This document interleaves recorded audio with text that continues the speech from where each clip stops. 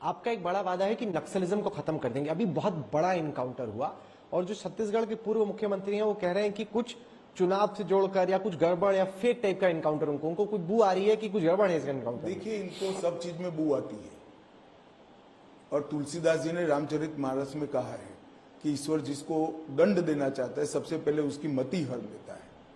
मुझे लगता है इनकी मति हर ली गई है। अब परिवर्तन देखिए, कांग्रेस के समय में एक जमाने में 1/3 देश नक्सलिज्म की चपेट में आ गया। पशुपतिनाथ टू तिरुपति कॉरिडोर की बात होती थी। 10 साल में मोदी जी के शासन में और 19 से लेकर अब तक हमने 250 सुरक्षा कैंप बनाए। आज मैं विश्वास के साथ कह सकता हूं, झारखंड, बिहार, महाराष्ट्र, मध्य प्रदेश, तेलंगाना, आंध्र प्रदेश कंप्लीटली नक्सलिज्म से मुक्त हो चुके हैं। छत्तीसगढ़ के 4 जिलों में बचा था क्योंकि 5 साल बाद कांग्रेस की सरकार ने हमें ढंग से सहयोग नहीं किया। सरकार बदली, प्रायोरिटी भी बदली और 90 दिन में 86 नक्सलियों को मार गिराया गया है। 250 सरेंडर हुए हैं, 126 अरेस्ट हुए हैं। राहुल जी, मैं आपकी चैनल पर बहुत विश्वास के साथ बताना चाहता हूं, देश की जनता मोदी जी को तीसरी बार प्रधानमंत्री बनाने का आशीर्वाद दे दें।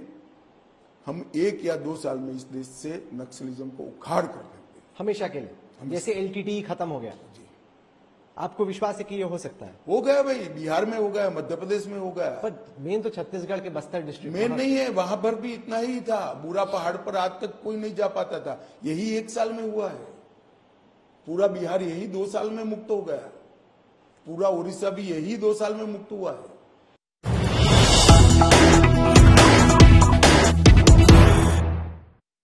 Another big charge that the opposition has been making against the government is the misuse of central agencies, including the Enforcement Directorate, which is what we started our show today with. The agency misuse charge is something that the Home Minister has also taken on in this interview to Rahul Kanwal. Take a look at this.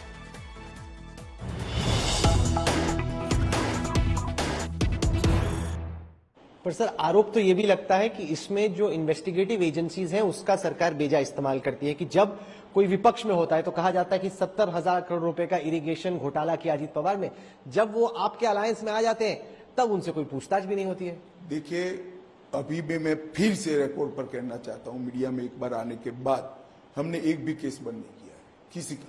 हाल ही में वो Indian express में report आई कि 25 जो नेता विपक्ष के थे आपके साथ जुड़े, 23 में केस बंद हो। आप तह तक जाए ना, आप भी तो खोजी पत्रकार हो, तह तक जाइए। मैं आपको स्टेटमेंट करता हूं कि एक भी केस हमने बंद नहीं। पर सर, उसका दूसरा यह है कि उस तरीके से एक्टिवली आपने परसू भी तो नहीं किया, जैसे जब अगर वो विपक्ष में है तो हर रोज ईडी का सामान आ रहा है। चार्जशीट कोर्ट के सामने है, कोर्ट को अब केस चलाना है, परसू क्या करना है।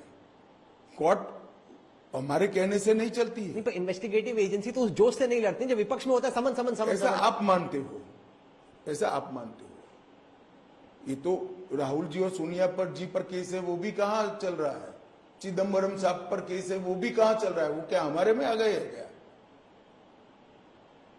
9 साल हो गए राहुल सोनिया पर केस हुए। वो कौन सा ट्रस्ट था उनका, कोई अखबार का घोटाला था? नहीं, राजीव गांधी, नेशनल हेराल्ड वाला।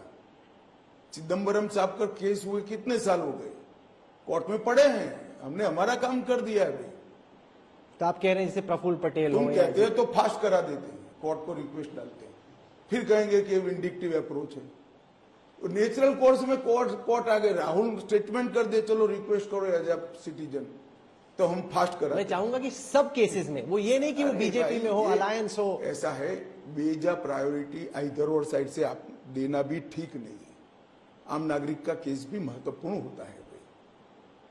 हमारे साथ नहीं आए, इसके भी इसी स्पीड से चल रहे हैं। मगर चीजों को सेंसेशनलाइज करना और चुनाव के वक्त करना, ये ठीक